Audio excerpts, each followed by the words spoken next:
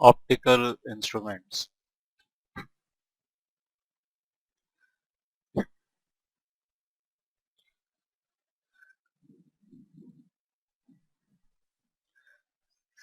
देखो अब इसमें एक टर्म यूज होती है, पावर ऑफ एकोमोडेशन।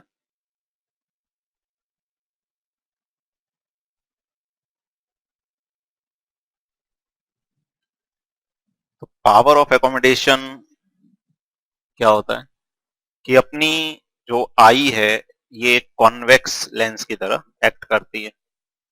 अब जो रेटिना है वो फिक्स है, आई से फिक्स डिस्टेंस पे है, और रेटिना पे इमेज बनती है जिसको हमारा ब्रेन इंटरप्रेट करता है। अब हम दूर वाले ऑब्जेक्ट भी देख सकते हैं, पास वाले भी देख सकते हैं। क्यों? तो जब दूर होता है तो हमारी लेंस की फोकल लेंथ डिफरेंट हो जाती है, जब नजदीक होता है तो आई लेंस की फोकल लेंथ चेंज हो जाती है। तो बेसिकली जो हमारी आई है वो अपने आप को एडजस्ट कर सकती है depending on the location of object. तो ये जो लेंस है इसके रेडियस फिक्स नहीं है, ये कम भी हो सकता है, मतलब इस तरह से स्ट्रेच हो सकता है, ठीक है ना, कम कॉन्ट्रैक्ट हो सकता है। तो उस प्रॉपर्टी को क्या बोला जाता है? Power of accommodation. ठीक है, power of changing focal length of आई।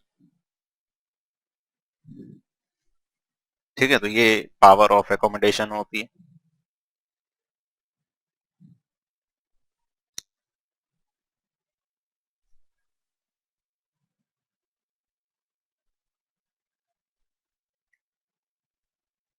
अब जब हम दूर वाले ऑब्जेक्ट को देखते हैं तो आई सबसे रिलैक्स्ड स्टेट में होती है। जब कोई ऑब्जेक्ट हम बहुत दूर वाला देख रहे हैं, इन्फिनिटी वाला बोले, तो आई सबसे रिलैक्स्ड स्टेट में रहती है। और जैसे जैसे ऑब्जेक्ट नजदीक आता जाता है, आई पे जो स्ट्रेस है वो क्या होने लगता है? बढ़ने लगता है। और एक मिनिमम डिस्टेंस है जिस तक हम क्लियरली देख सकते हैं, उससे अगर कम डिस्टेंस पे हम ऑब्जेक्ट को रखेंगे तो क्लियरली नहीं दिखाई देगा। वो डिस्टेंस कहलाता है least distance of distinct vision.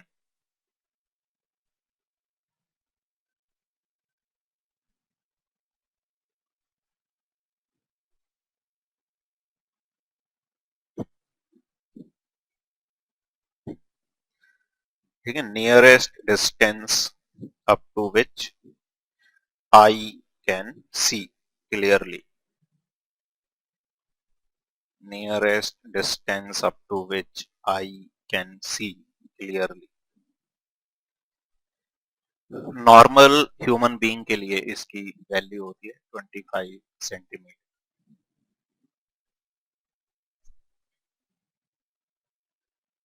उसके बाद एक टर्म होती है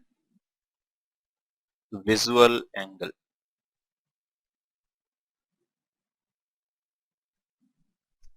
तो हमें कोई चीज बड़ी या छोटी दिखाई दे रही है, वो उसके बड़े या छोटे होने पे ऐसा डिपेंड नहीं करता, वो एंगल पे डिपेंड करता है। जैसे अगर हम किसी नजदीक वाले ऑब्जेक्ट को देख रहे हैं, ठीक है, हमें बड़ा दिख रहा है, उसी ऑब्जेक्ट को अगर हम काफी दूर से देखें तो ऑब्जेक्ट का साइज तो उतना ही है, लेकिन हमें कैसा दिखाई देगा? छोटा। क्यों? कि जब वो ऑब्जेक्ट नजदीक है तो हमारी आई पे जो एंगल सबटेंड कर रहा है वो बड़ा कर रहा है।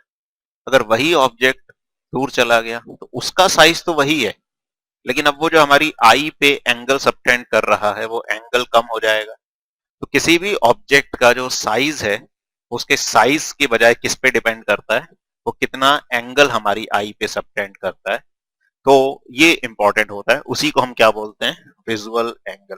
ठीक है, angle which an object subtends at our आई।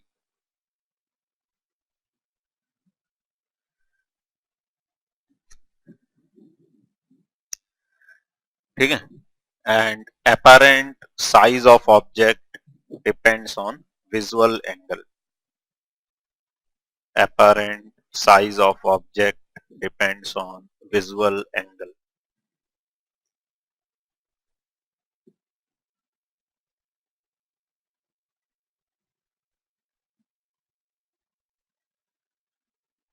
इसके बाद टर्म लिखो एक मैग्नीफाइंग पावर।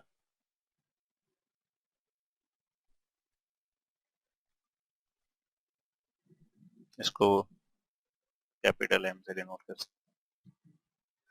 तो मैग्नीफाइंग पावर क्या होती है कि किसी भी इंस्ट्रूमेंट की विजुअल एंगल को जो बढ़ाने की पावर है वो क्या कहलाती है? Magnifying power. तो लिखो power of microscope and telescope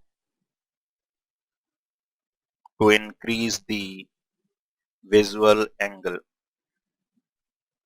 to increase the visual angle.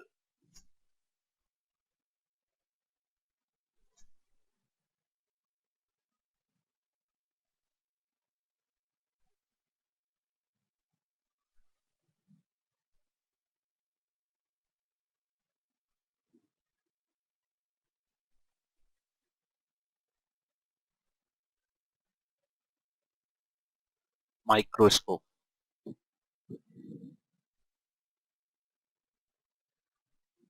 अब देखो माइक्रोस्कोप हम यूज करते हैं स्मॉल ऑब्जेक्ट्स को देखने के लिए, और वो ऑब्जेक्ट्स जो हमारे मतलब कंट्रोल में होते हैं, हम उसको हम चाहें जितनी डिस्टेंस पे रखना चाहें उतनी डिस्टेंस पे रख सकते हैं। ठीक है, तो यहां पे जब हम मैग्नीफाइंग पावर की बात करते हैं तो ये है कि अगर हम बिना किसी इंस्ट्रूमेंट के ऑब्जेक्ट को देखेंगे तो उसको मैक्सिमम साइज कब दिखाई देगा? जब हम उसको आई के सबसे नजदीक रखेंगे। लेकिन नजदीक में भी लिमिटेशन है कि हम डी से कम डिस्टेंस पे रखेंगे तो वो वैसे ही नहीं दिखाई देगा। तो मिनिमम कितने डिस्टेंस पे रख सकते हैं? डी। तो हम उसको डी डिस्टेंस पे रखें और वो जो एंगल हमारी आई पे सबटेंड करेगा वो मैक्सिमम विजुअल एंगल होगा विदाउट एनी इंस्ट्रूमेंट। ठीक है, तो उतना मैक्सिमम हम उसको देख सकते हैं। अब हम माइक्रोस्कोप का यूज करके उस एंगल को कितना बढ़ा सकते हैं? तो जो बढ़ा हुआ एंगल है डिवाइडेड बाय वो एंगल जब ऑब्जेक्ट कहां पे रखा हुआ है? लीस्ट डिस्टेंस पे, उसको क्या बोला जाता है? यहाँ पे मैग्नीफाइंग पावर। समझ आ रहा है?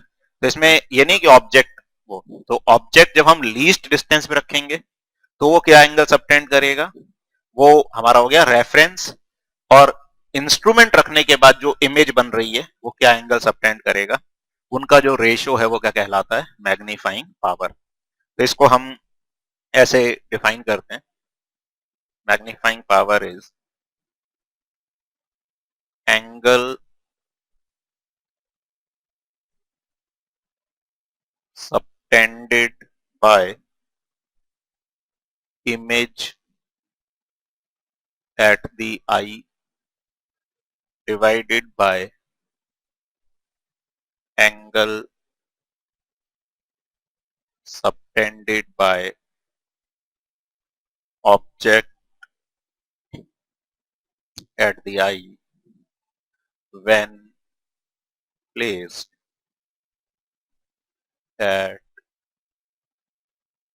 least distance of distinct vision.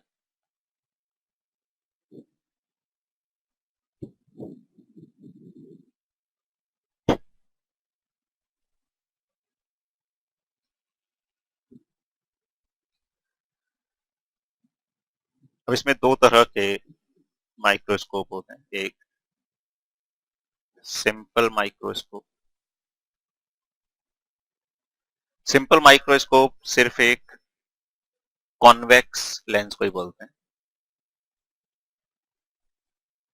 ये एक कॉन्वेक्स लेंस है।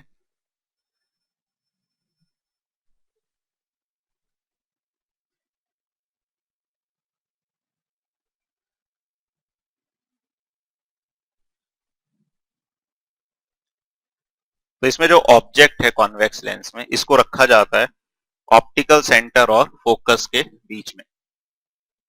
तो यहां हमने ऑब्जेक्ट रखा। अब ठीक है ना, this is the object A B. इससे जो पैरेलल रे जाएगी वो फोकस से पास होगी, और जो रे ऑप्टिकल सेंटर से जाएगी वो एज इट इज चली जाएगी। अब इनको हम एक्सटेंड करें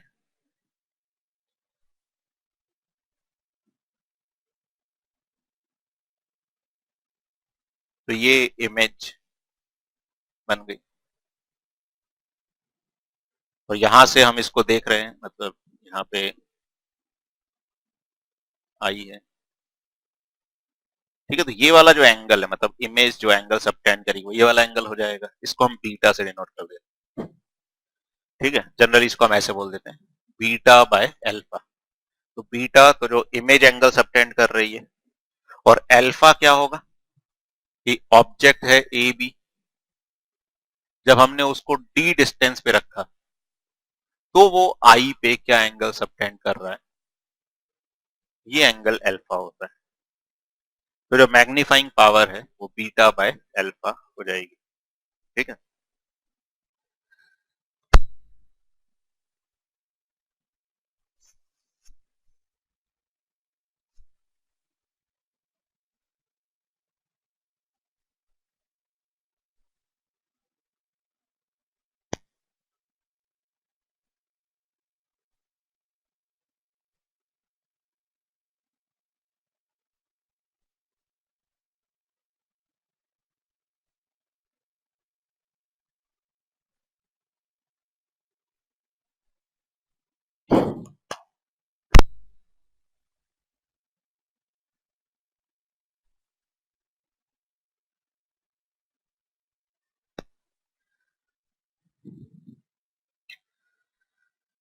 ठीक है, अब इसमें अपने को बीटा फाइंड करना है। अच्छा, और ये एंगल बहुत स्मॉल होते हैं, तो इन स्मॉल एंगल्स के लिए हम टेन बीटा को साइन बीटा के बराबर मान सकते हैं, टेन अल्फा को साइन अल्फा के बराबर मान सकते हैं। तो टेन बी, तो जो मैग्नीफाइंग पावर है it is beta by alpha is approximately tan beta by tan alpha बोल सकते हो, क्योंकि बीटा और अल्फा स्मॉल एंगल होते हैं। तो टेन बीटा को क्या लिख सकते हो, अब इधर से देखें तो A dash B dash bye, इसको हम ओ मान लें तो बी डैश हो, या ये भी बोल सकते हो ए बी बाय बी ओ,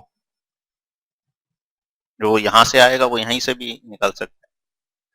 तो टेन बीटा हो जाएगा A B by B O, और टेन अल्फा हो जाएगा ए बी बाय बी, मतलब ये डी बोल दें सीधे, लीस्ट डिस्टेंस जो होगा डिस्टिंक्ट विजन का। ठीक है, तो क्या आ जाएगा यहां से डी बाय बी ओ। अच्छा, बी ओ को हम यू बोल सकते हैं ऑब्जेक्ट के लिए। अच्छा, यू यहाँ पे हम मैग्नीट्यूड को बोल रहे हैं, यू अगर मैग्नीट्यूड को बोल रहे हैं तो इसको डी बाय यू बोल सकते हो। ठीक है, कोई दिक्कत इसमें?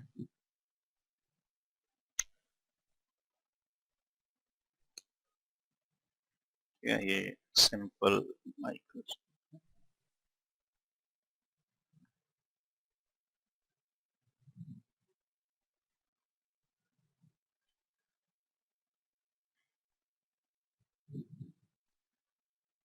अब वैसे तो यही आंसर आ गया, मतलब दिस इज द आंसर, लेकिन ज्यादातर हम इसको दो केसेस में यूज करते हैं। अच्छा, अगर सिंपल क्वेश्चन है कि हमने इतने डिस्टेंस पे रखा है या ये है, तो हम डायरेक्टली इससे सॉल्व कर सकते हैं। अब दो केसेस इसमें माने जाते हैं, एक तो ये कि इमेज अगर least distance of distinct vision पे बनेगी तो क्या मैग्निफिकेशन होगा, और अगर इमेज इन्फिनिटी पे बनेगी, मतलब least distance of distinct vision पे बन रही है, मतलब सबसे स्ट्रेस आईज से हम देखेंगे तो क्या मैग्निफिकेशन आएगा, और इन्फिनिटी पे बन रही है मतलब रिलैक्स्ड आईज से देखेंगे तो क्या मैग्निफिकेशन होगा। By lens formula, lens formula होता है one by v minus one by u is equal to one by f. अच्छा, अब यहाँ पे यू को क्या लिखेंगे, माइनस यू लिखना पड़ेगा एक्चुअली, यहाँ पे यू कोऑर्डिनेट है और ये यू डिस्टेंस को डिनोट कर रहे हैं। तो one by v minus one by minus u is equal to one by f, तो one by u is equal to one by f minus one by v हो जाएगा। अच्छा, वी भी कैसा होगा,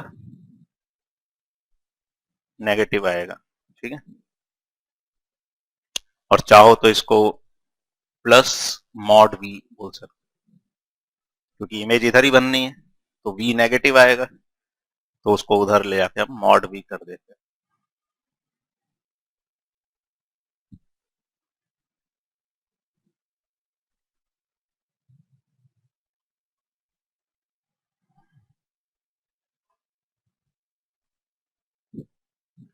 case 1, image is formed at least distance of distinct vision। अगर image D पे बन रही है तो जो मैग्निफिकेशन आएगा, या चलो उसमें जो 1/u होगा, 1/u हो जाएगा 1/f प्लस 1/d। v की वैल्यू, मॉड v की वैल्यू d के बराबर हो जाएगी, and magnification is equal to md is d/u। तो d से मल्टीप्लाई कर दे इसको, तो यह आ जाएगा d/f प्लस 1। ये मैग्निफिकेशन आ जाएगा अगर image least distance of distinct vision पे बनेगी।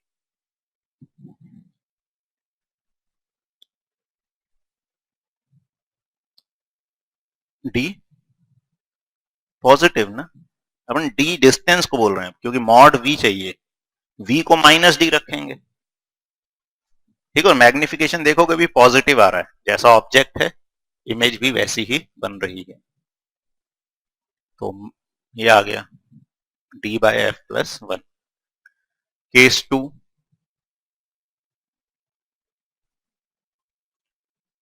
image is formed at infinity। तो इसके लिए इन्फिनिटी का मतलब v क्या हो गया, इनफाइनाइट, तो 1/v। तो 1/u is equal to 1/f हो जाएगा।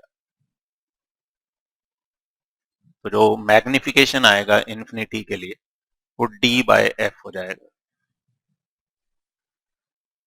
ठीक है। तो इसमें मैग्निफिकेशन कम है, लेकिन फिर भी इसमें जब आई रिलैक्स्ड रहेगी तो प्रेफर किया जा सकता है। जैसे मान लो d/f की वैल्यू 7 है, तो ये यहां से 8 आएगा, यहां से 7 आएगा, इस तरीके से, ठीक है। तो f क्या रखना चाहिए अपने को, कम रखना चाहिए अगर मैग्निफिकेशन ज्यादा चाहिए।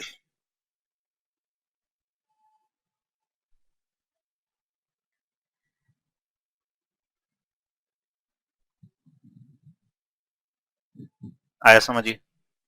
अच्छा, इसमें एक जैसे चीज देखें हम, जैसे हमने ऑब्जेक्ट को यहां पे रखा, ऑब्जेक्ट आई पे कितना एंगल सबटेंड कर रहा है, बीटा, इमेज भी बीटा कर रही है, तो क्या फायदा हुआ, विजुअल एंगल तो बढ़ा नहीं यहाँ पे। ऑब्जेक्ट भी हमने रखा हुआ है, वो बीटा एंगल सबटेंड कर रहा है, इमेज भी बीटा एंगल सबटेंड कर रही है। अपन ने अभी डिस्कस किया था कि विजुअल एंगल पे डिपेंड करता है मैग्निफिकेशन, तो विजुअल एंगल में तो कोई फर्क ही नहीं पड़ा।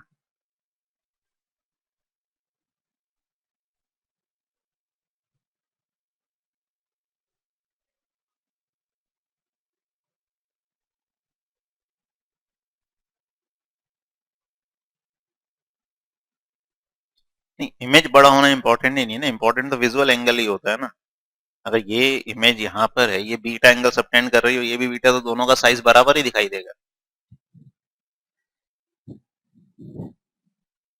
देखो अब इसमें हो क्या रहा है, ये वही हमारे आई की लिमिटेशन है वो आ रही है। हमने ऑब्जेक्ट को डी डिस्टेंस पे रख के क्लियरली देख सकते हैं, लेकिन ऐसा नहीं कि डी से कम पे नहीं रख सकते, रख सकते हैं, लेकिन वो क्लियरली नहीं दिखाई देगी।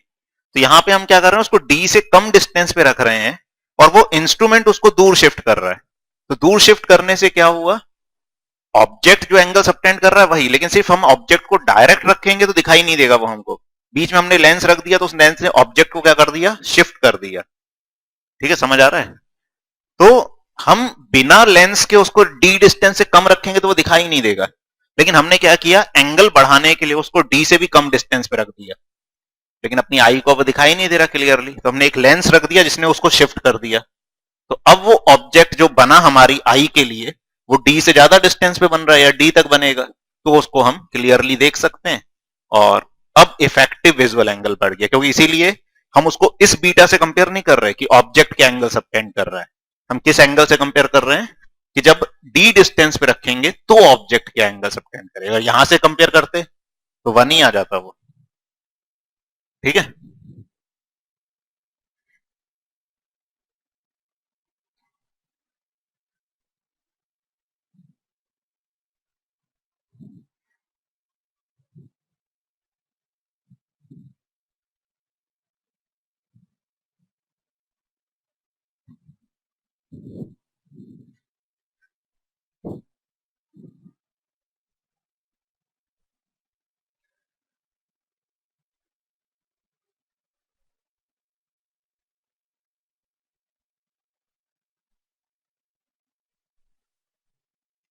हाँ, ऑब्जेक्ट को जितना पास रखोगे उतना मैग्निफिकेशन आएगा, लेकिन फिर उसमें एक दिक्कत यह है कि ऑब्जेक्ट को जितना पास रखोगे इमेज भी उतनी पास बनेगी, क्योंकि ऑब्जेक्ट फोकस पे होगा तो इमेज इन्फिनिटी पे बनेगी।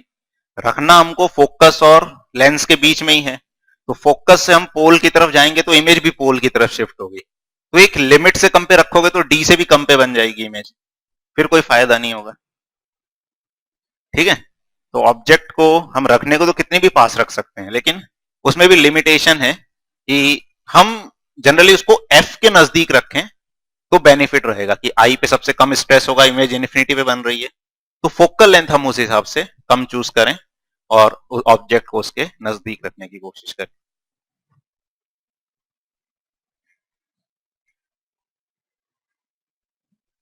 Compound microscope. अब सिंपल माइक्रोस्कोप में क्या है कि जो ऑब्जेक्ट है उसको हम नजदीक रख रहे हैं बस आई के, लेकिन एक लेंस उसको क्या कर रहा है, इफेक्टिवली शिफ्ट करके हमारी आई पे जो स्ट्रेन पड़ता है उसको कम कर रहा है, या हम जो डी से कम डिस्टेंस को नहीं देख सकते उसको दिखा रहा है। अच्छा, कई बार ऐसे ऑब्जेक्ट्स होते हैं जिनको हम कितना भी नजदीक रख लें उनका विजुअल एंगल सफिशिएंट नहीं होता हमको देखने के लिए, तो वहां पे कंपाउंड माइक्रोस्कोप का यूज किया जाता है। तो इसमें एक दो लेंस यूज किए जाते हैं। एक लेंस उसके साइज को थोड़ा सा इंक्रीज करता है, फिर उसको दूसरा लेंस सिंपल माइक्रोस्कोप का ही काम करता है। मतलब पहला लेंस तो क्या करता है, उसके साइज को थोड़ा सा बड़ा कर देता है, और दूसरा लेंस क्या करता है, वही सिंपल माइक्रोस्कोप की तरह कि वो पहला लेंस इमेज बना रहा है हमारी आई के बिल्कुल नजदीक, और दूसरा लेंस उसको शिफ्ट करने का काम करता है। और वो शिफ्टिंग भी या तो हम डी तक कर सकते हैं या डी से ज्यादा कहीं भी कर सकते हैं। तो इसमें इसका हम डायग्राम बनाए तो इस तरह से बनेगा।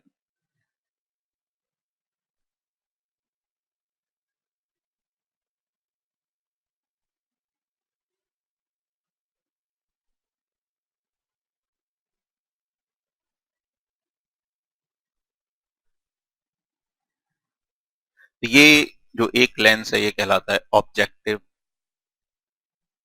दूसरा लेंस जिसका अपर्चर बड़ा होता है ये कहलाता है आई पीस।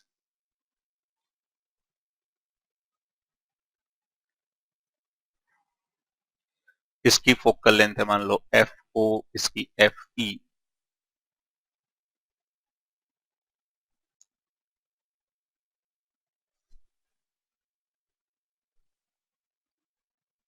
अच्छा, पहला ऑब्जेक्ट जो है वो यहाँ पे -f और 2f के बीच में रखा जाता है,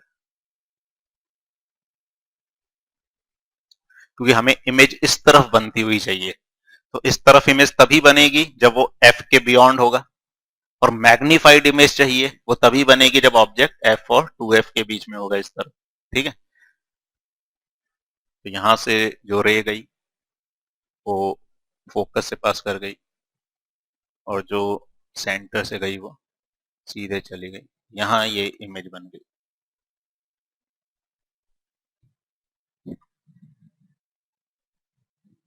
ठीक है। अब ये इमेज इसके लिए वैसे ही काम करेगी जैसे सिंपल माइक्रोस्कोप में किया जाता है, यानी कि ये कहां आनी चाहिए, इसके फोकस के और पोल के बीच में आनी चाहिए।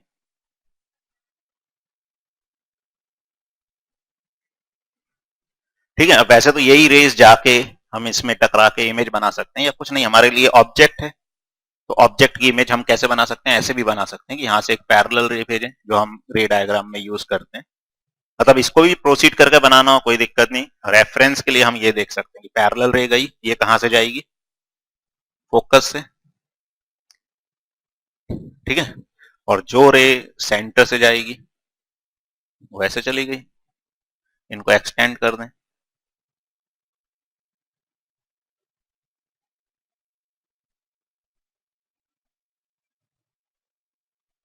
अच्छा ये कहीं भी मिल सकता है, जरूरी नहीं इधर इधर वो कुछ भी, इस बड़ा इंपॉर्टेंट है।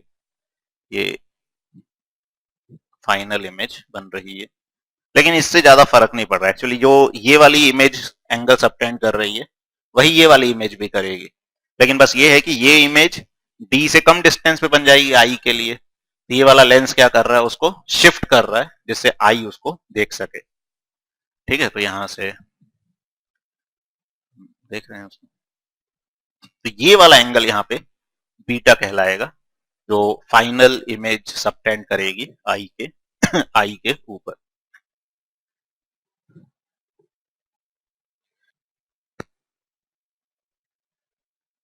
अच्छा इन डिस्टेंसेस को हम मान लें कि ये डिस्टेंस है यू ओ,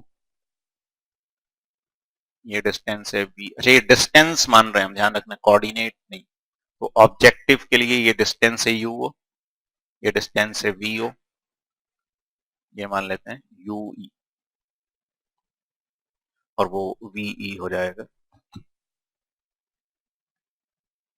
अच्छा अब लेंस में मैग्निफिकेशन क्या होता है, अच्छा पहले क्या, तो दो लेंस है तो जो टोटल, जैसे मैग्नीफाइंग पावर भी है वैसी होती है, जैसे मैग्निफिकेशन मल्टीप्लाई हो जाता है वैसे ही यहाँ पे हम कर सकते हैं कि जो टोटल मैग्नीफाइंग पावर है वो क्या हो जाएगी, m1 क्रॉस m2, ठीक है। अच्छा लेंस का मैग्निफिकेशन क्या होता है, तो फॉर ऑब्जेक्टिव मैग्निफिकेशन होता है v बाय u, उसमें साइन के साथ रखना है लेकिन अब, तो v को साइन के साथ रखोगे तो वो क्या हो जाएगा v नॉट, और u के साइन के साथ रखोगे तो क्या होगा माइनस u नॉट।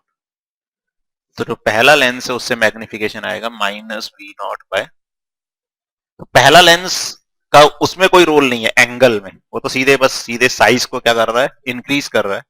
तो वो वैसे ही काम कर रहा है एक मैग्नीफायर की तरह, कि उसके साइज को मैग्नीफाई कर दिया इसने, ठीक है। अब दूसरा लेंस क्या काम कर रहा है, वही जो सिंपल माइक्रोस्कोप में हमने देखा था। तो कैलकुलेशन करें तो वही करनी पड़ेंगे, वो करने की दोबारा जरूरत नहीं है। अब इसमें दो केस, एक तो इन्फिनिटी पे बने ऑब्जेक्ट, दूसरा डी पे बने। तो डी पे बनता है तो इसके कारण क्या फैक्टर आता है, 1 + d/f, और इन्फिनिटी पे बनता है तो क्या फैक्टर आता है, d/f, वो मल्टीप्लाई कर दो इसमें। तो case 1 image is formed at d, तो m is equal to minus v not by u not 1 + d/f e, क्योंकि अब f किसका लेना है, आई पीस का, तो वो 1 + f e वाली टर्म आ जाएगी। एंड केस 2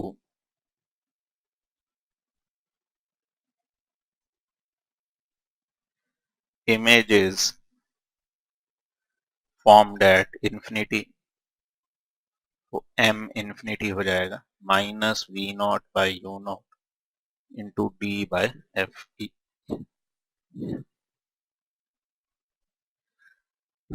ठीक है। और इसमें इन्वर्टेड इमेज बन रही है, मैग्निफिकेशन नेगेटिव है, ठीक है। और इससे कोई फर्क नहीं पड़ता क्योंकि जब हम बहुत छोटे ऑब्जेक्ट देख रहे हैं जनरली से सेल अमीबा इस तरह के, तो उससे कोई फर्क नहीं पड़ रहा कि वो इन्वर्टेड है या इरेक्ट है। जब हम कोई चीज पढ़नी है, किसी चीज पे वर्क करना है, जनरली वो सिंपल माइक्रोस्कोप से हो जाता है, जैसे स्मॉल बुक्स वगैरह हैं या वॉच पे कोई काम करना है, वो सब स्मॉल सिंपल माइक्रोस्कोप से किए जा सकते हैं। ये माइक्रोस्कोप जो कंपाउंड माइक्रोस्कोप है ये ज्यादातर बायोलॉजी वगैरह या ऐसी चीजों में काम आता है जब हमको बहुत स्मॉल ऑब्जेक्ट्स को देखना है, ठीक है। तो इसमें ऐसी इमेज बनेगी, इन्वर्टेड इमेज बनेगी, आ रहा है समझिए। ये माइक्रोस्कोप का वर्किंग होती है इस तरह से।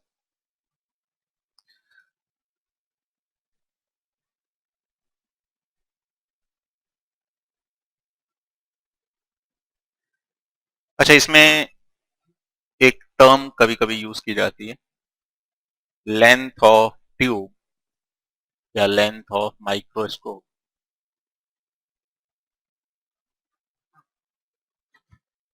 तो ये होता है generally distance between two lenses, जो दो लेंसेज हैं उसके बीच की डिस्टेंस को बोला जाता है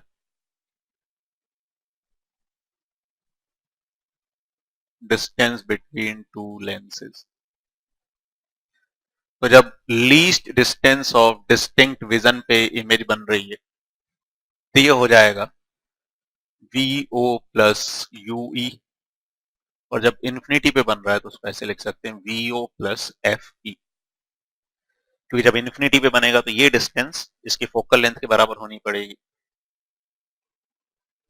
ठीक है, तो ये लेंथ ऑफ द ट्यूब होगी।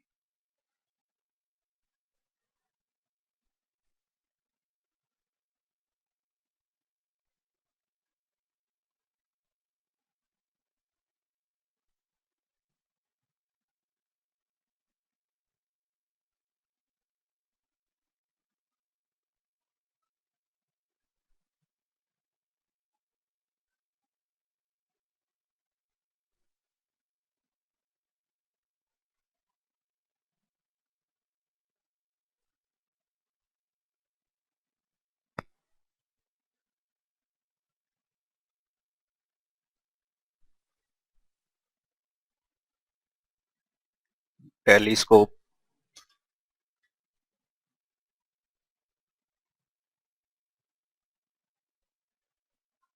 हाँ देखो टेलीस्कोप यूज किया जाता है डिस्टिंक्ट ऑब्जेक्ट्स को देखने, मतलब अगर डिस्टेंट ऑब्जेक्ट्स हैं, बहुत दूर हैं ऑब्जेक्ट्स, उनको देखने के लिए। अब यहाँ पे हमारे पास ये फ्लेक्सिबिलिटी नहीं है कि हम उसको अपने हिसाब से रख सकें कितनी भी डिस्टेंस, क्योंकि रख सकते तो फिर दूर का मतलब ही नहीं है। ठीक है, जैसा कोई ऑब्जेक्ट बहुत दूर है, या जनरली दो तरह के होते हैं इसमें भी, एक तो एस्ट्रोनॉमिकल टेलीस्कोप जो हम स्टार्स प्लैनेट्स इनको देखने के लिए यूज करते हैं, एक टेरेस्टेरियल टेलीस्कोप जैसे हमको कोई बहुत दूर चीज देखनी है, या ज्यादातर जैसे मिलिट्री वगैरह में सब चीजें यूज की जाती हैं देखने के लिए वो। तो इसमें हमारे कंट्रोल में नहीं है हम ऑब्जेक्ट को कितने डिस्टेंस पे रख सकते हैं। तो इसमें मैग्नीफाइंग पावर कैसे डिफाइन की जाती है कि जो ऑब्जेक्ट है एज सच जितनी डिस्टेंस पे है वो क्या एंगल सबटेंड करता है हमारी आई पे, और इमेज क्या एंगल सबटेंड करेगी हमारे आई पे। तो इमेज के एंगल को ऑब्जेक्ट के एंगल से डिवाइड कर देंगे, और जो भी चेंज आया होगा उसमें वो मैग्नीफाइंग पावर होगी। तो इसमें एज सच वैसे डी का कोई रोल नहीं है, हाँ इमेज फॉर्मेशन में जरूर उस तरह की चीज हो सकती है। ठीक है, तो इसकी जो मैग्नीफाइंग पावर है वो इस तरह से डिफाइन की जाती है, angle subtended by final image at eye divided by angle subtended by object at the eye when seen directly.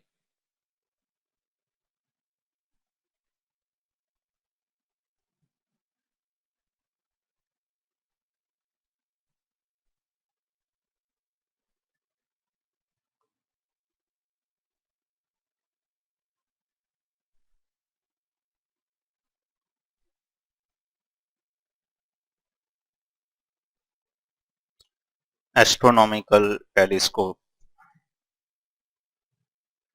Telescope में ऑब्जेक्टिव का साइज बड़ा होता है और आई पीस का छोटा होता है।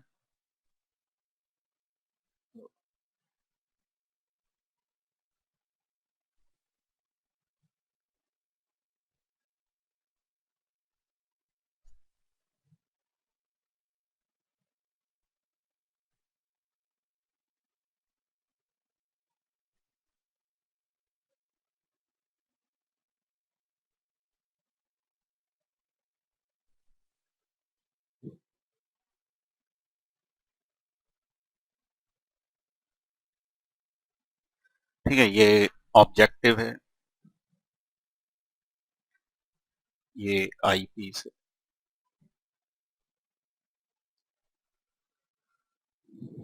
अब इसमें जो लार्ज डिस्टेंस पे ऑब्जेक्ट है,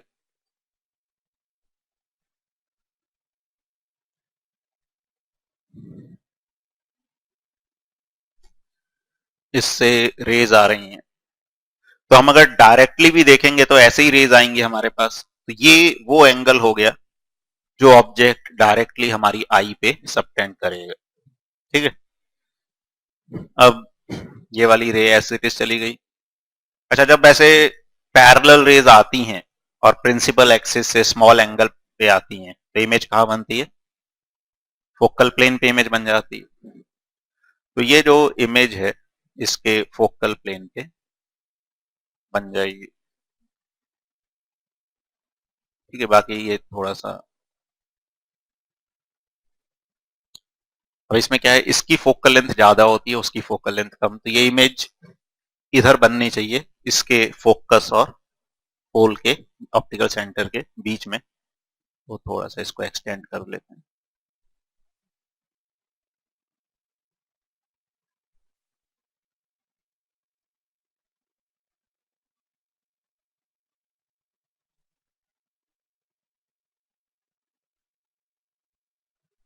ठीक है,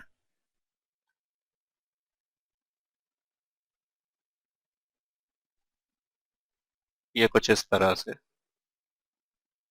इमेज बन गई। तो ये यहाँ पे ऐसे इमेज बन गई मान लो।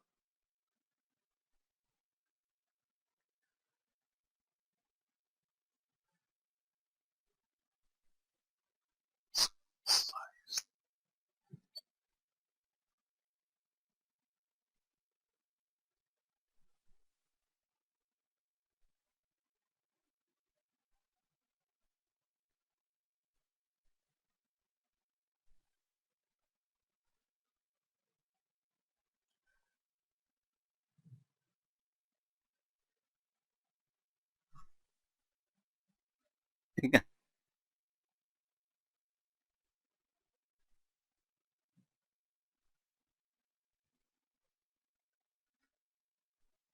अब यहाँ पे ये वाला जो लेंस है, इसका काम थोड़ा सा वैसा ही है जैसे वही simple pendulum, sorry simple microscope का रहता है। ठीक है, तो ये इमेज को इसने शिफ्ट कर दिया और ये वाला एंगल है बीटा।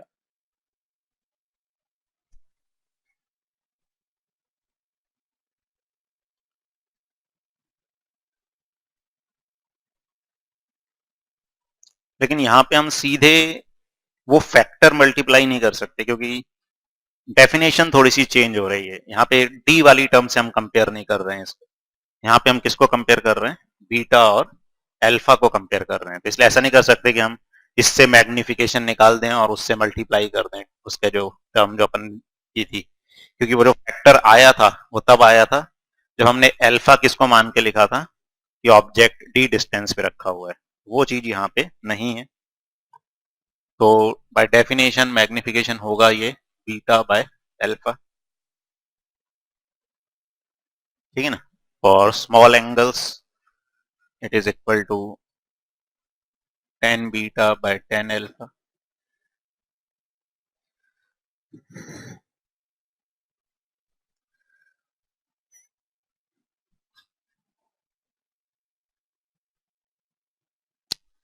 अच्छा, अब इसमें इस डिस्टेंस को हम यू ई मान लें।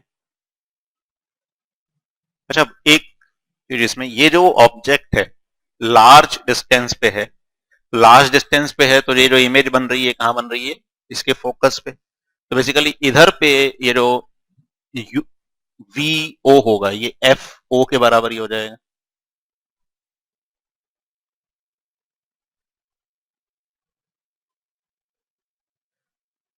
ठीक है ना? जैसे मान लो ऑब्जेक्ट डिस्टेंस 2 किलोमीटर भी है, तो भी इसकी जो फोकल लेंथ है वो 1 मीटर 2 मीटर ऐसी कुछ भी हो, उसके कंपैरिजन में वो डिस्टेंस क्या है? इन्फिनिटी मान सकते हैं। तो ये डिस्टेंस एफ ओ के बराबर हो गया। अच्छा, टेन बीटा को क्या लिख सकते हो? A dash B dash by u e, मतलब ये भी लिख सकते हो, लेकिन ये और ये बराबर ही है, तो A dash B dash by u e, ये टेन बीटा हो गया। टेन एल्फा, अच्छा ये एंगल एल्फा है तो ये वाला भी एल्फा ही हो जाएगा, तो टेन एल्फा को क्या लिख सकते हो? A dash B dash by f o, तो ये A dash B dash by f o, तो A dash B dash cancel हो गया, तो जो मैग्निफिकेशन है ये आ गया f o by u e. ठीक है, दिख भी रहा है कि एफ ओ ज्यादा होना चाहिए क्योंकि यू एफ ई से कम ही होगा। ठीक है, और u अगर एफ ई के बराबर भी होता है तो इमेज इन्फिनिटी पे बनेगी, तब भी मैग्निफिकेशन पॉजिटिव आना चाहिए, बड़ा आना चाहिए वन से। तो यहाँ पे एफ ओ क्या होना चाहिए? एफ ई से बड़ा होना चाहिए। ठीक है, अच्छा ये तो सिर्फ क्या आया? मैग्नीट्यूड आया, एंगल हम देख रहे हैं। अगर साइन की बात करें तो साइन कैसा हो जाएगा? नेगेटिव, क्योंकि कैसी इमेज बन रही है? इन्वर्टेड इमेज बन रही है। तो अगर साइन के साथ बोले तो this is the magnitude of magnification, and with sign it is minus f o by u ई।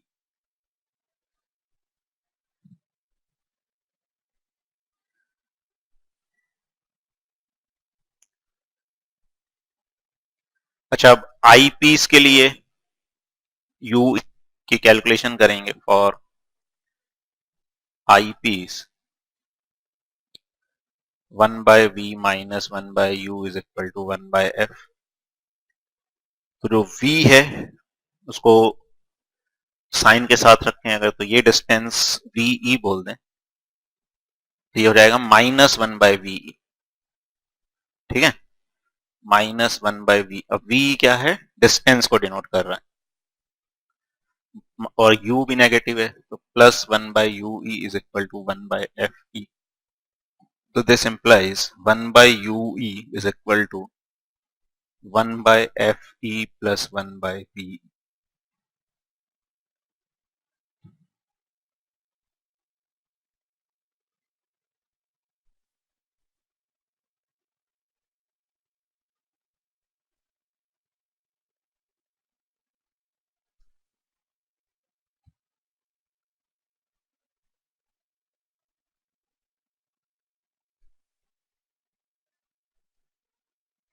अब इसमें केस वन,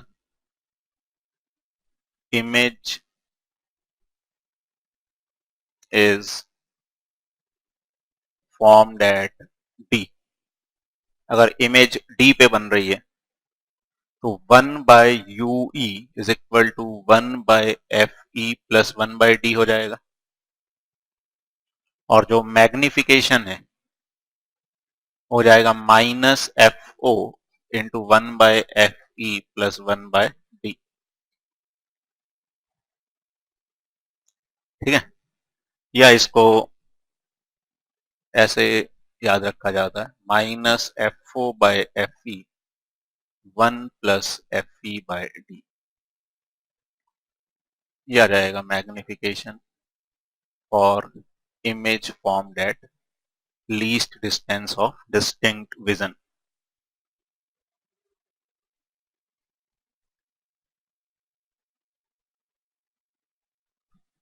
और ऐसे ही इन्फिनिटी पे बनेगी तो क्या हो जाएगा? वीई इसके बराबर हो जाएगा वीई इन्फिनिटी, तो वन बाय वीई जीरो, तो one by u e is equal to one by f e हो जाएगा।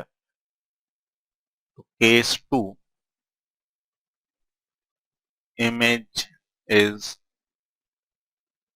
formed at infinity, तो वन बाय यू ई मतलब v e is equal to infinity हो गया, one by u e is equal to one by f e. This implies m infinity is equal to minus f o by f e।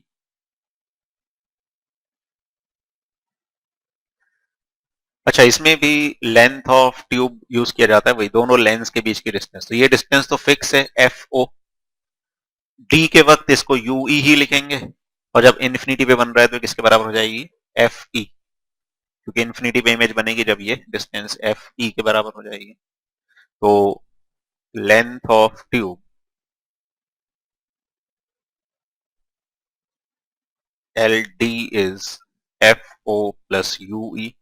अच्छा, अब इसमें ध्यान रखना है ये डिस्टेंस है यू ई, कोऑर्डिनेट नहीं है, ठीक है।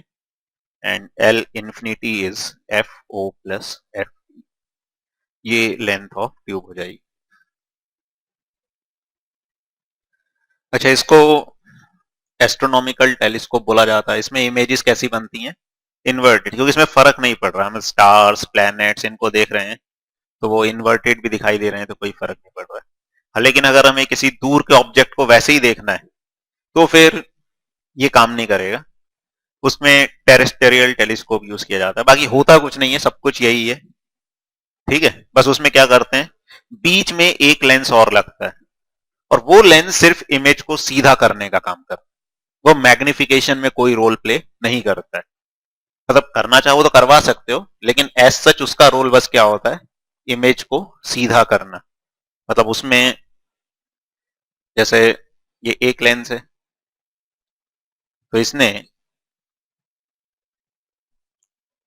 इमेज बनाई इस तरह से, तो यहां पे एक लेंस रहता है जिसका काम बस ये होता है कि इस इमेज को सीधा कर दे, और फिर ये जो आई पीस है वो वैसे ही छोटा वाला जो रहेगा, इसका काम है उसको दोबारा से शिफ्ट कर देना, ठीक है। तो एज सच कैलकुलेशन में और किसी चीज में कोई अंतर नहीं है, बस बीच में एक लेंस और लगा देते हैं जो उसको सीधे करने का काम करता है।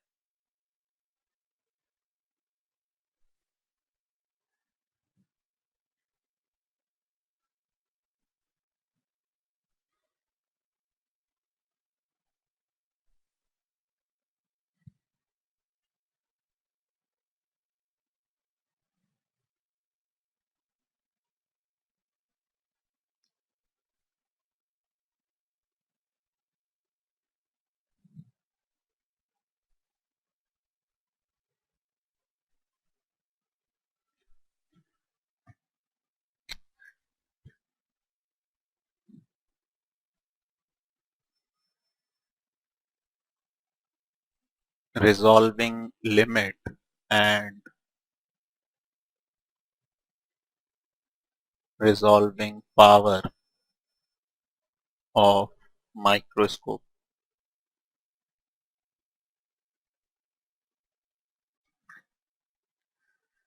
Resolving limit and resolving power of microscope.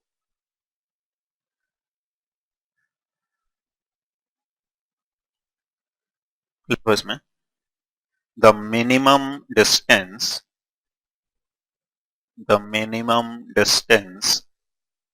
between two lines, the minimum distance between two lines at which they are just distinct, at which they are just distinct, is called resolving limit,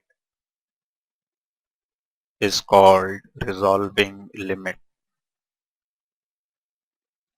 आगे लिखो, its reciprocal is called resolving power. Its reciprocal is called resolving power.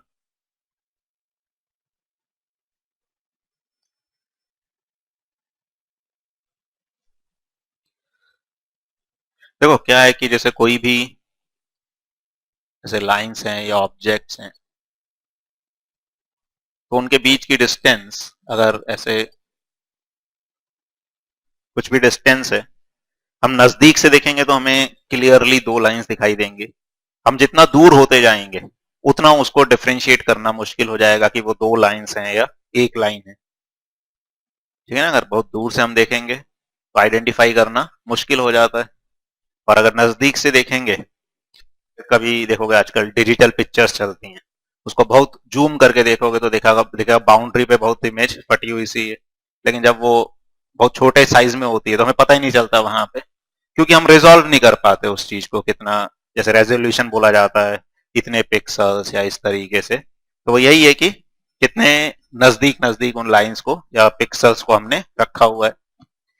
तो वैसे ही अगर कोई दो lines हैं, अब जैसे हमें कोई ऑब्जेक्ट दिखाई नहीं दे रहा है, वैसे माइंड जैसे मान लो एक वही बुक लिखी हुई है बहुत छोटी सी, या चावल के दाने पे किसी ने कुछ लिखा हुआ है, अब हम सीधे देखेंगे तो पता ही नहीं चलेगा कुछ लिखा हुआ है, वर्ड लिखा हुआ है। क्यों? क्योंकि हम डिफ्रेंशिएट ही नहीं कर पाएंगे अलग अलग लाइंस को। लेकिन हम माइक्रोस्कोप से देखेंगे तो वो अलग अलग लाइंस हमें दिखाई देंगी। तो कम से कम क्या डिस्टेंस होनी चाहिए जिससे हम दो लाइंस को क्या बोल सकें कि दोनों सेपरेट हैं, अलग अलग लाइंस है, वो एक हमें न लगे, उस डिस्टेंस को क्या बोला जाता है? Resolving limit. और जितनी कम डिस्टेंस को हम रिजॉल्व कर सकते हैं उतनी ज्यादा हम पावर बोलेंगे, कि उतना एक्यूरेटली हम दो चीजों को डिस्टिंग्विश कर पा रहे हैं। समझ आ रहा है? माइक्रोस्कोप से हमने देखा, अब अगर दो लाइन एक ही दिखाई दे रही हैं तो फिर उसकी रिजॉल्विंग पावर अच्छी नहीं है। और अगर वही दो लाइंस हमको अलग अलग दिखाई दे रही हैं, दो लाइंस हैं, तो वो रिजॉल्विंग पावर ज्यादा कहलाएगी। तो यहां पे अब ये जो रिजॉल्विंग लिमिट होती है, ये होती है lambda by 2 mu sine theta के बराबर। तो इसमें क्या है कि ये जो ऑब्जेक्टिव है और इससे जो ऑब्जेक्ट रखा होता है, तो ये ऑब्जेक्टिव पे ये जो कोन सबटेंड करेगा उसका सेमी, जो मतलब आधा एंगल होगा एक्सिस के साथ, वो एंगल थीटा है। Lambda is wavelength of light used to illuminate the object.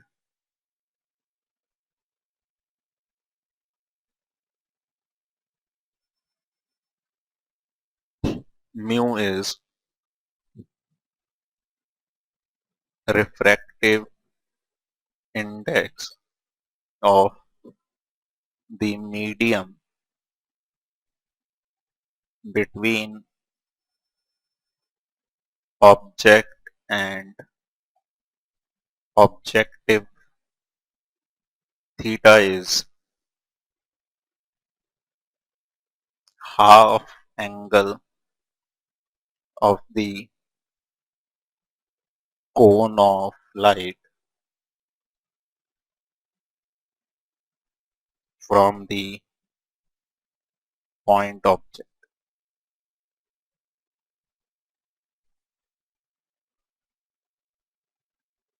और ये जो टर्म है पूरी म्यू साइन थीटा, ये कहलाती है न्यूमेरिकल अपर्चर।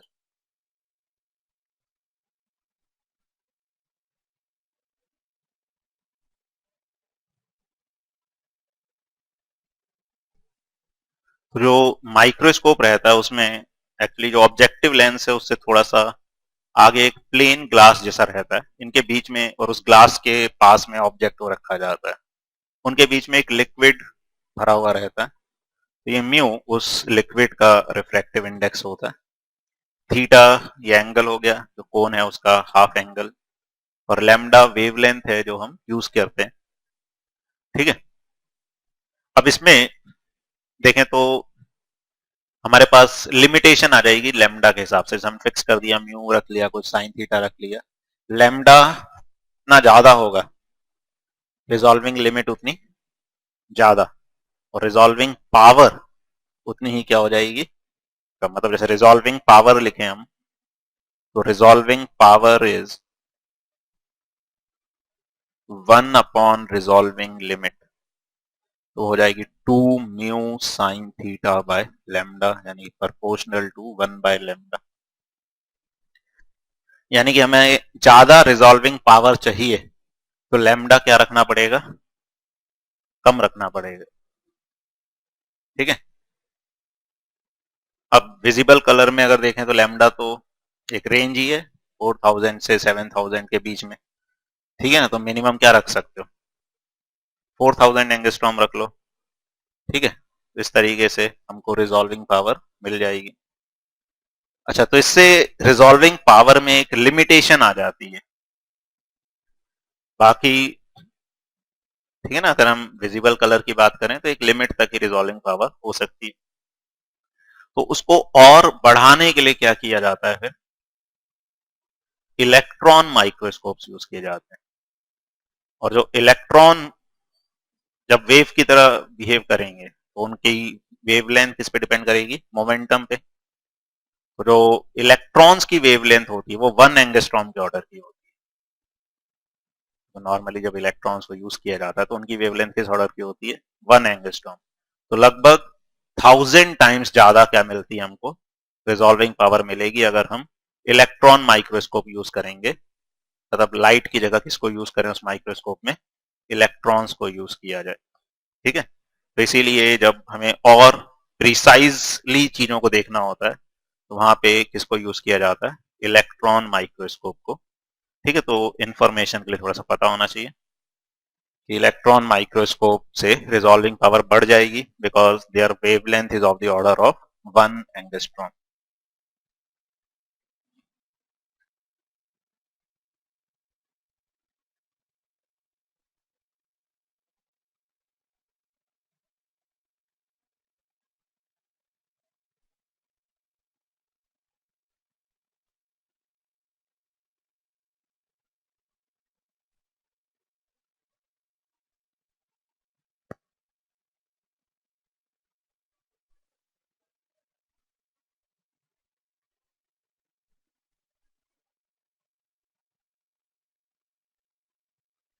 हाँ, अगर वो व्हाइट लाइट यूज कर रहे हैं मतलब बहुत फर्क नहीं पड़ रहा उसमें, चाहे हम रेड वायलेट कुछ भी बात करें, 4000 से 7000 की अगर बात भी करें तो जनरली उसमें व्हाइट लाइट ही यूज करते हैं हम नॉर्मली। तो उससे बहुत फर्क नहीं हो रहा। फर्क तब पड़ेगा अगर वहां पे कम से कम 10 100 के फैक्टर का डिफरेंस हो।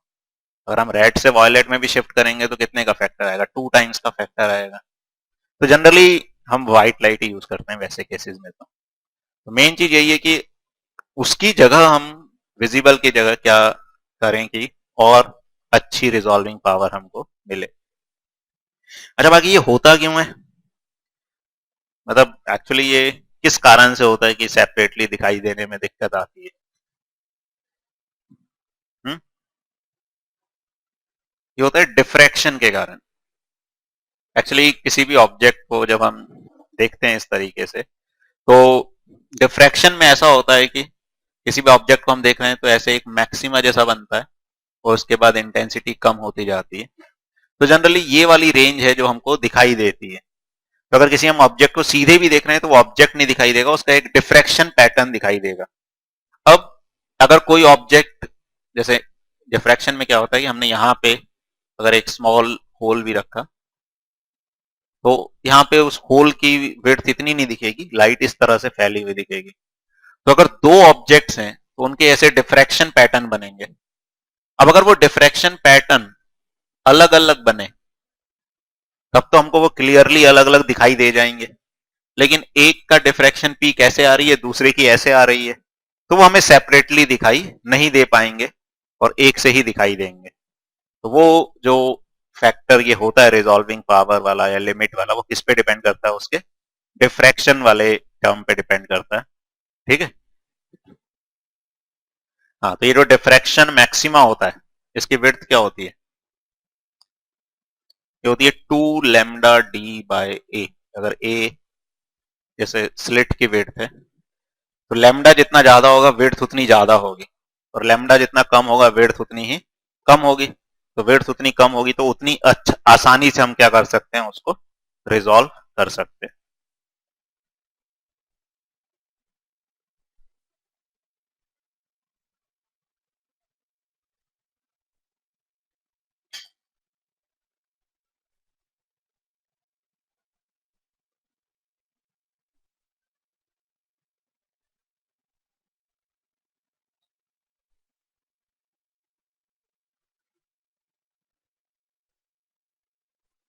Resolving limit and resolving power of telescope.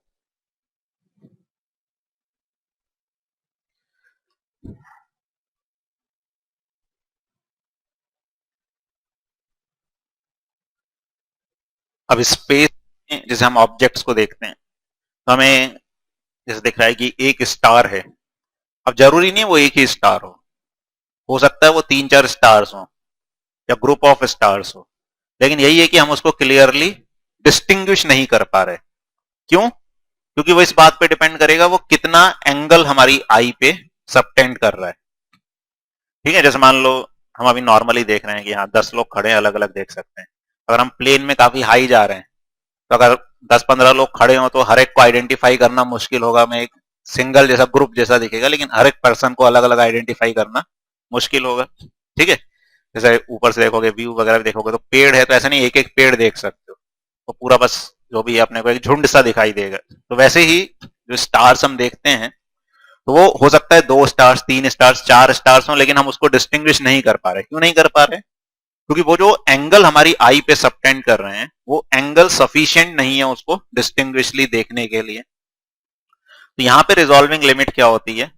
वो मिनिमम एंगल जिससे जो दो स्टार सब्स्टिट्यूट कर रहे हैं या दो ऑब्जेक्ट सब्स्टिट्यूट कर रहे हैं, जिससे हम उन दोनों ऑब्जेक्ट्स को क्या कर सके, सेपरेटली आइडेंटिफाई कर सके। और जितना कम वो एंगल होगा उतनी अच्छी क्या बोला जाएगी, रिजॉल्विंग पावर बोली जाएगी। कि जितनी कम दूरी पर है वो ऑब्जेक्ट और उनको हम क्लियरली डिस्टिंग्विश देख सकते हैं तो उतनी पावर हमारी क्या होगी, ज्यादा होगी, हमारे इंस्ट्रूमेंट की उतनी पावर ज्यादा कहलाएगी।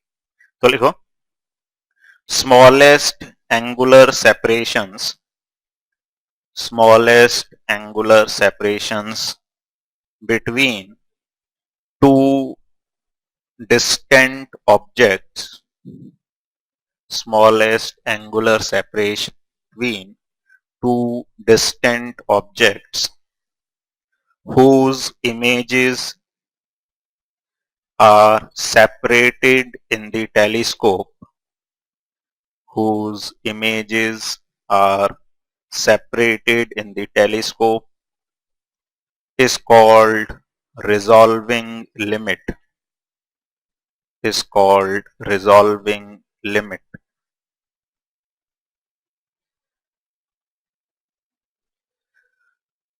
तो जो रिजॉल्विंग लिमिट है इसको डी थीटा से नोट करते हैं, ये होती है 1.22 lambda by A, where a is aperture of objective lens and resolving power is 1 upon resolving limit is a upon 1.22 lambda.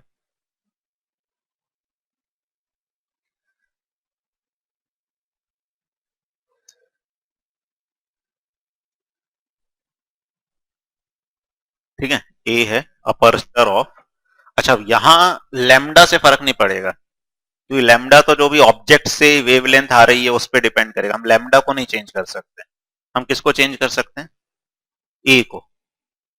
समझ आ रहा है? पिछले केस में हम लैम्डा पे डिपेंडेंट थे, लैम्डा को एडजस्ट कर सकते थे। इस केस में हमारे हाथ में क्या रहता है, ए। तो ए को हम बढ़ाना चाहिए या कम करना चाहिए, क्या फायदेमंद होगा, बढ़ाना, क्योंकि हमें रिजॉल्विंग पावर, रिजॉल्विंग लिमिट कम होनी चाहिए, तभी रिजॉल्विंग पावर क्या होगी, ज्यादा। तो ए जितना ज्यादा होगा उतना फायदेमंद है अपने लिए। अच्छा, अब ए अगर हम बढ़ा रहे हैं, ऑब्जेक्टिव लेंस का अपर्चर बढ़ाएंगे, मतलब वो ज्यादा लाइट को क्या करेगा, गेन करेगा और उस तरह से वो वर्क करेगा। ठीक है, अब लेंस का ए हम बढ़ाएंगे तो उसमें एक दिक्कत है अपने साथ। दिक्कत ये होती है, एक तो क्रोमेटिक एब्रेशन वाली दिक्कत है कि क्रोमेटिक एब्रेशन बढ़ेगा। चलो वो भी ठीक है, हम अवॉइड कर सकते हैं थोड़ा बहुत, लेकिन जैसे जैसे हम बढ़ाते जाएंगे उसका जो वेट है वो बढ़ता जाएगा और उसको उसके एजेस पे टिकाना बड़ा मुश्किल काम हो जाएगा। समझ आ रहा है? भाई छोटा सा लेंस है, ठीक है, उसका वेट हम जैसे साइज बढ़ाते जाएंगे उसका मटेरियल वेट बढ़ता जाएगा, वेट बढ़ता जाएगा तो और उसको टिकाना कहाँ है, उसके जो शार्प एजेस होते हैं उन एजेस पे उसको फिक्स करना, टिकाना, वो बहुत ही कॉम्प्लिकेटेड टास्क होता है। तो ये एक दिक्कत होती है। तो इस इसको ओवरकम करने के लिए, मतलब ये तो किया ही जाता है कि जितना साइज अपन बड़ा कर सकें उतना कर लेते हैं, लेकिन फिर भी कुछ लिमिटेशन है, तो उसकी जगह कई बार यहां पर रिफ्लेक्टिंग टाइप टेलीस्कोप यूज किए जाते हैं। उन रिफ्लेक्टिंग टाइप टेलीस्कोप्स में क्या होता है, एक मिरर रहता है। एक्चुअली क्या कर रहा है, ज्यादा लाइट को गेन करता है, वहां पे मिरर का काम होता है उस लाइट को इकट्ठा करना। अच्छा, मिरर से फायदा क्या होता है, अब मिरर का पूरा बैक सरफेस सपोर्ट के लिए यूज किया जा सकता है। लेंस में तो सिर्फ एजेस हमें यूज करनी है, मिरर का पूरा क्या यूज किया जा सकता है, बैक सरफेस यूज किया जा सकता है। दूसरा, जो क्रोमेटिक एबरेशन था, यहां पे स्फेरिकल एबरेशन होगा, उसको भी कम किया जा सकता है पैराबोलिक मिरर यूज करके। तो जहां पे और ज्यादा रिजॉल्विंग पावर की हमें जरूरत होती है, वहां पे हम क्या करते हैं, रिफ्लेक्टिंग टाइप टेलीस्कोप यूज करते हैं। तो ये थोड़ा सा आइडिया होना चाहिए, ठीक है। तो ठीक है ना, for high resolving power, for high resolving power